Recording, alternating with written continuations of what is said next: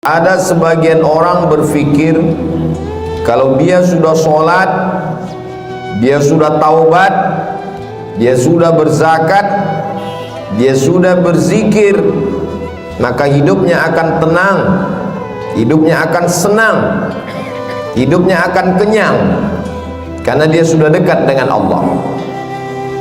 Tapi kemudian setelah dia berhijrah, bertaubat, zikir dan sholat, ternyata rezekinya tidak lancar. Lalu kemudian hidupnya penuh dengan kesulitan dan kesusahan. Muncul bertanya-tanya dalam hatinya, mana keadilan Tuhan? Tidak sedikit manusia modern yang awalnya buat dosa maksiat, lalu kemudian bertaubat, kembali lagi, bahkan menjadi, na'udzubillah, menjadi lebih jahat dari sebelumnya. Ini semua berawal dari salah berpikir. Orang yang salah berpikir nanti dia akan salah bicara. Setelah itu dia akan salah berbuat, salah bertindak, salah beramal. Maka dalam Islam kita diajarkan untuk benar dalam berpikir. Kalau kita sudah hijrah, sudah taubat, sudah sholat, sudah zikir, sudah zakat, bukan berarti ujian tidak datang menerpa hidup kita. Faksusil qasasa, sebutkanlah kisah-kisah para nabi itu. Sebutkanlah satu di antara nabi yang tidak ada ujiannya. Cerita tentang penyakit, tidak ada penyakit yang lebih dahsyat daripada penyakit yang dialami oleh Nabi Ayyub alaihissalam. Bercerita tentang ditolak jamaah, tidak ada nabi yang paling mengerikan ditolak oleh umatnya melebihi Nabi Nuh alaihissalam. Nabi Yunus juga demikian, sampai masuk ke dalam laut mereka campakkan dari atas bahtera, tenggelam dalam 3 kegelapan, gelap malam, gelap laut, dan gelap perut ikan. Bercerita tentang kesusahan dan kesulitan, diusir dari kampung halaman, dimusuhi oleh paman kandung, mereka lempar pakai batu, berdarah pelipisnya, retak giginya. Tidak ada yang lebih hebat daripada ujian Sayyidina wa Maulana Muhammad sallallahu alaihi wasallam. Jadi kalau ada orang berpikir kalau kita sudah soleh, sudah baik, hidup ini tidak ada ujiannya, dia sudah salah berpikir. Sholatnya benar, zakatnya benar, puasanya benar, berpikirnya salah. Kesalahan berpikir itu membuat orang akan berhenti sholat. Tetangga saya yang tidak sholat, tidak pernah ke masjid, badannya sehat, rezekinya lancar, semua berawal dari kesalahan berpikir. Hidup ini adalah ujian. Ujian itu tidak hanya penyakit, ujian tidak hanya kemiskinan. Bahkan dalam Quran dikatakan wa balawnahum bil hasanat, kami uji mereka dengan yang enak-enak. Jabatan adalah ujian. Di antara yang diuji dengan jabatan adalah Nabi Daud alaihissalam. Harta adalah ujian. Di antara nabi yang diuji dengan harta adalah Nabi Sulaiman alaihissalam. Kebagusan paras rupa yang ganteng juga adalah ujian. Di antara nabi yang diuji dengan paras rupa yang ganteng itu adalah Nabi Yusuf alaihissalam. Jadi ujian itu ada kalanya datang dalam bentuk kenikmatan, tapi ada juga ujian itu dalam penyakit, kemiskinan, kesusahan, kemelaratan. Maka kalau kita pahami dengan baik, semuanya adalah ujian. Yang lulus siapa?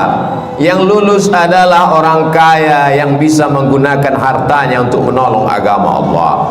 Yang lurus adalah orang yang punya kuasa, tapi sehari dipakai untuk berpuasa, sehari dipakai untuk makan. Itulah dia Nabi Daud. Ahabbus shaum ilallah shaumi Daud. Puasa yang paling disukai Allah, puasa Nabi Daud. Mengapa demikian? Walaupun dia berkuasa, tapi harinya dia bagi. Yasumu yauman, sehari dia berpuasa, wa yuftiru yauman, sehari dia makan, sehari dia pakai untuk mengingat Allah, sehari dia pakai untuk mengatur rakyatnya, dan mengatur rakyat itu juga dapat pahala dari Allah Subhanahu wa ta'ala. Jadi kalau kita berpahaman, berpikiran benar, insya Allah apapun yang datang kepada kita, kita anggap sebagai ujian. Datang senang, ujian. Datang susah, ujian. Datang harta, ujian. Datang miskin juga ujian. Orang yang berharta lulus ketika harta itu tidak sampai ke dalam hatinya, hanya sampai di tapak tangannya. Dia hanya menerima, setelah itu dia kasih kembali. Terima kasih. Dia bangunkan ke pesantren, dia bangunkan ke masjid, maka dia lulus ujian harta. Orang yang miskin bagaimana lulus ujiannya? Dia bersabar, tapi dia tetap berusaha, berikhtiar. Ahlus sunnah wal jamaah tidak membiarkan diri dalam kemelaratan. Innallaha la yughayyiru ma biqaumin hatta yughayyiru ma bi anfusihim. Allah tidak merubah suatu kaum sampai mereka berusaha untuk merubah diri mereka sendiri. Gunakan potensi yang ada pada diri, jalin silaturahim, buka usaha. Tetap tidak datang keuntungan, berarti sudah ditakdirkan Allah untuk bersabar. Orang kaya bersyukur, balasannya la in syakartum la azidannakum. Kau bersyukur, ku tambah nikmat. Orang miskin bersabar, balasannya innama yuwaffas sabiruna ajrahum bighairi hisab. Orang yang sabar diberikan balasan bighairi hisab, tanpa ada yang bisa menghitungnya. Hanya Allah saja yang tahu hitungannya, balasannya. A'dadtu li'ibadiyas salihin, kusiapkan balasan untuk hamba-hambaku yang soleh. Mala a'yunun ra'at, belum pernah dilihat mata, wala udhunun sami'at, belum pernah didengar telinga, wala khatara ala qalbi bashar, belum pernah terlintas di hati manusia. Kalau sudah benar pemahaman kita bahwa nabi-nabi, rasul-rasul yang dekat dengan Allah pun diuji dengan penyakit, diuji dengan musibah, diuji dengan berbagai macam ujian, dan ada di antara mereka yang diuji dengan kekuasaan, dengan harta, dengan paras rupa. Ada di antara mereka yang diuji dengan kesakitan, kemelaratan, terusir dari kaumnya. Fahamlah kita bahwa kalau kita sholat, kita bisa kaya, kita juga bisa susah. Kalau kita sudah hijrah, sudah taubat, kita bisa sehat, kita pun juga bisa sakit.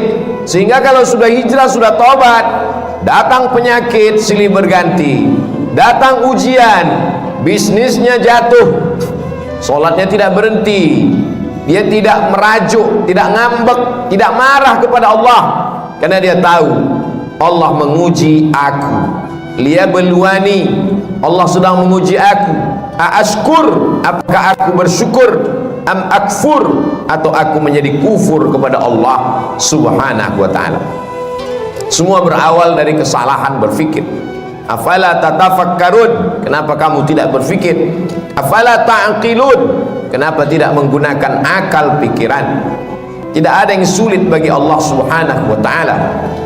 Allah Maha Kuasa, fa'alul lima yurid. Dia berbuat sesuai kehendaknya, bukan kehendak atasannya. Dia tidak punya atasan. Wa huwa ala kulli syai'in qadir. Dia Maha Kuasa atas segala sesuatu, tidak ada yang menguasainya.